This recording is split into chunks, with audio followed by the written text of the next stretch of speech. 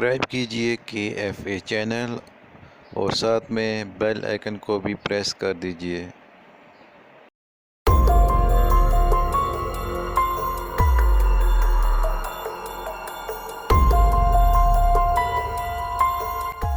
السلام علیکم سامعین، کیسے ہیں؟ امید ہے کہ آپ سب خیریت سے ہوں گے۔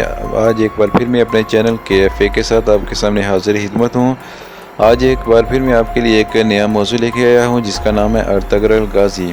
تو بہت سارے لوگ ایسے ہوں گے جو اس نام سے ناواقف ہوں گے، تو آج آپ کو میں بتاؤں گا کہ یہ ارطغرل غازی کون تھے۔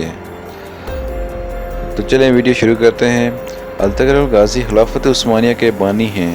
آپ کی پیدائش 1191 عیسوی میں ہوئی اور وفات 1280 عیسوی میں، کچھ کتابوں میں 1281 بتاتے ہیں۔ آپ ہی کے 3 بیٹے تھے، قندوز، ساوچی اور عثمان، اور آپ کے تیسرے بیٹے عثمان نے 1291 یعنی اپنے والد ارطغرل کی وفات کے 10 سال بعد خلافت بنائی، اور ارطغرل کے اسی بیٹے عثمان کے نام سے ہی خلافت کا نام خلافت عثمانیہ رکھا گیا، لیکن خلافت کی بنیاد ارطغرل غازی رکھ کر گئے تھے۔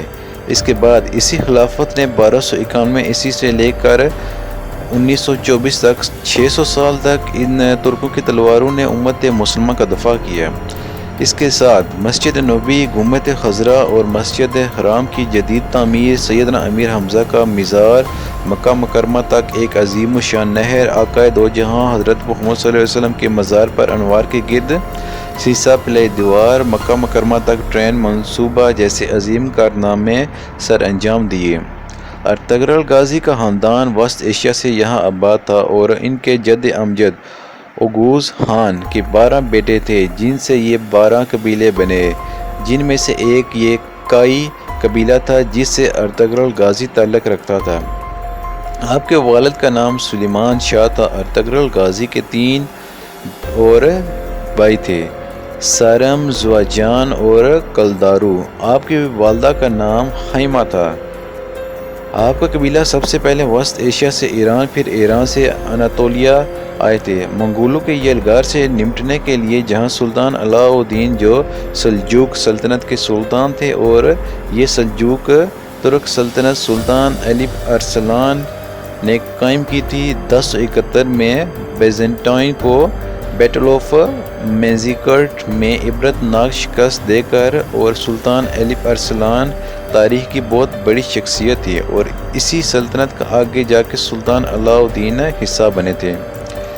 اسی سلطان علاء الدین کے سائے تلے یہ 12 قبیلے اوغوز خان رہتے تھے، اور اس کائی قبیلے کے چیف ارطغرل بنے۔ اپنے والد سلیمان شاہ کی وفات کے بعد سب سے پہلے ایہلٹ آئے تھے، پھر ایہلٹ سے حلب گئے تھے۔ 1232 جہاں سلطان صلاح الدین ایوبی کے پوتے العزیز کی حکومت تھی، سب سے پہلے ارطغرل نے عزیز کو اس کے محل میں موجود غداروں سے نجات دلائی، پھر اس سے دوستی کی، پھر سلطان علاء الدین کی بھتیجی حلیمہ سلطان سے شادی کی، جس سے آپ کو 3 بیٹے ہوئے، اوپر جو میں نے نام دیے ہیں۔ ایوبیوں اور سلجوقیوں کی دوستی کروائی، صلیبیوں کی ایک مضبوط قلعے کو فتح کیا جو حلب کے قریب تھا۔ اس کے بعد ارطغرل سلطان علاء الدین کے بہت قریب ہو گیا۔ اس کے بعد منگولوں کی یلغار قریب ہوئی تو ارطغرل غازی نے منگول کے ایک اہم لیڈر نوخان کو شکست دی۔ نوخان منگول بادشاہ اکتائی خان کا رائٹ ہینڈ تھا۔ اکتائی خان چنگیز خان کا بیٹا تھا، اور اس اکتائی کا بیٹا ہلاکو خان تھا، جس نے بغداد کو اس قدر روندا تھا کہ بغداد کی گلیاں خون سے بھر گئی تھیں، دریائے فرات سرخ ہو گیا تھا۔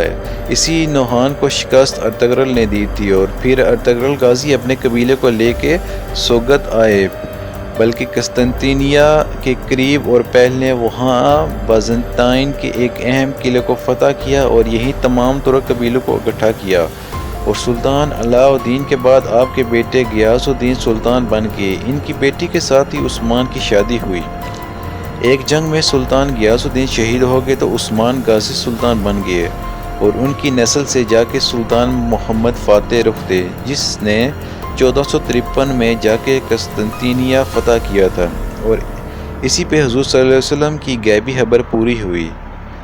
تاریخ میں ارطغرل غازی جیسے جنگجو بہت کم ملتے ہیں، لیکن ہماری نسل ان کو جانتی نہیں۔ بہت بہادر جنگجو تھے آپ۔ ہر واریہ جنگجو اسلام میں گزرا اس پہ جس نے کچھ نہ کچھ اسلام کے لیے کیا، اور اس کا ایک روحانی پہلو ضرور ہے۔ اس کے پیچھے ایک روحانی شخصیت ضرور ہوتی ہے جس کی ڈیوٹی اللہ پاک نے لگائی ہوتی ہے۔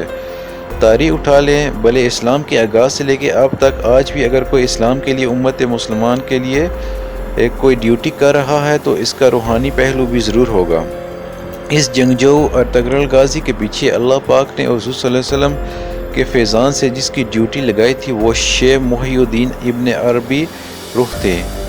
آپ درجنوں کتب کے مصنف ہیں۔ اس کے ساتھ آپ نے قرآن پاک کی مایہ ناز تفسیر بھی لکھی۔ علم کی دنیا کے بادشاہ جانے جاتے تھے اور تصوف میں بھی اپنا ثانی نہیں رکھتے تھے۔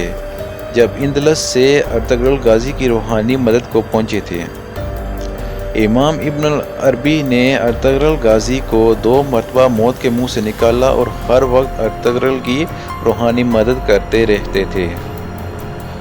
حضور صلی اللہ علیہ وسلم کی خوبصورت حدیث شریف ہے کہ ترجمہ: مومن کی فراست سے ڈرو کہ وہ اللہ کے نور سے دیکھتا ہے۔ اللہ پاک ارطغرل غازی کا رتبہ بلند فرمائے، آمین۔